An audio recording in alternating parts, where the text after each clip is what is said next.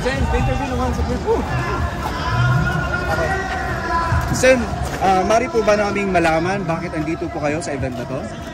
Ako'y andito para magkikiisa sa ating mga kababayan sa Iglesia ni Cristo. At hindi lang po ang simbahang Iglesia ni Cristo, kundi pati mga Muslim, mga Katoliko at anong iba-iba pang mga relihiyon nandito ngayon para makiisa sa ating National Rally for Peace. So andito po ko because the purpose of this rally is hindi panggugulo, kundi National Rally for Peace. Lahat tayo gusto ng kapayapaan. Sir, just let me clarify.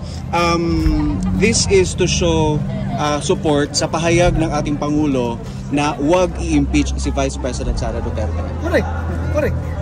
And I hope the people that are behind the impeachment at saka yung super behind na gustong-gusto talagang ma-impeach si Bibi Sara ay makikinig sa mensahe na gustong ipaparating ng ating mga kababayan na andito ngayon. Dapat makinig sila. At yung sinabi ng Pangulo, ako ay nagpapasalamat na meron siyang statement na gano'n na dapat iwasan yung impeachment at focus tayo sa mga kasalukuyang mga issues na kinakarap natin bansa, lalong-lalo na yung issue ng kahirapan, ay dapat ma-address natin yan. Pero yun nga, as I have said, iba yung sinasabi, iba yung ginagawa. Dapat yung sinasabi ay may katumbas na aksyon, na paggawa.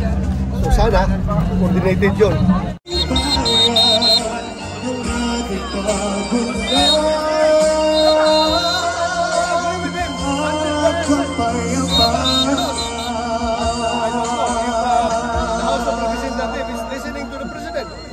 Maraming salamat po, and for our next performer, let's welcome Bear Cruz! We are ready anytime. Hindi ko pwedeng sabihin ko, hindi pa nakarating sa amin yung impeachment complaint. Hindi pa nakarating sa amin yung article of impeachment. Wala pa bang basis na makapagsabi kung anong nagiging boto. Hintayin natin yung mga mag-issue tayo. Pero sir, pabor kayo kay Pangulo. Pabor kayo kay Pangulo. Ano sabi niya? Pangulo, yung sinabi niya na dapat wala ng impeachment at tutukan ang mga problema ng bayan. Pabor na ako. I appreciate the President for saying those words.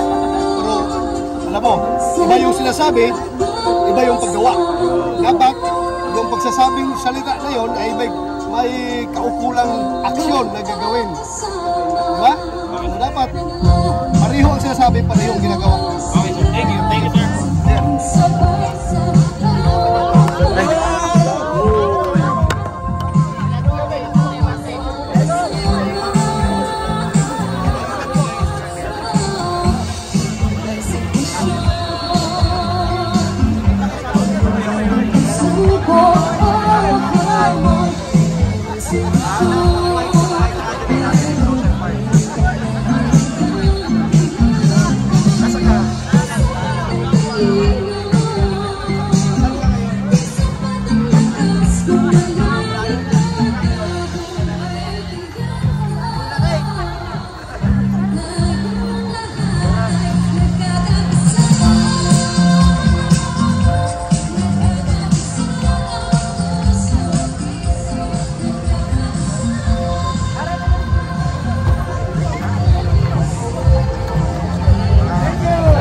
Papunta na po tayo ng Quirino Grandstand mga kababayan.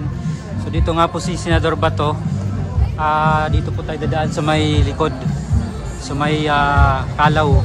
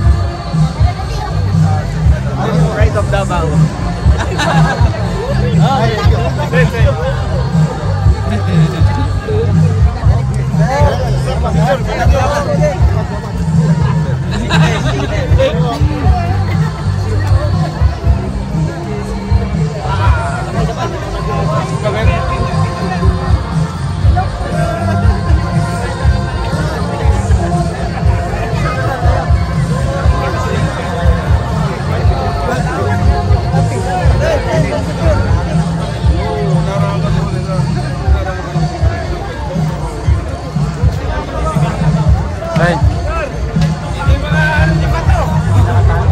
Para hindi na tayo makatraffic. Para hindi na tayo makatraffic, sir. Ano ba? Para hindi na tayo makatraffic.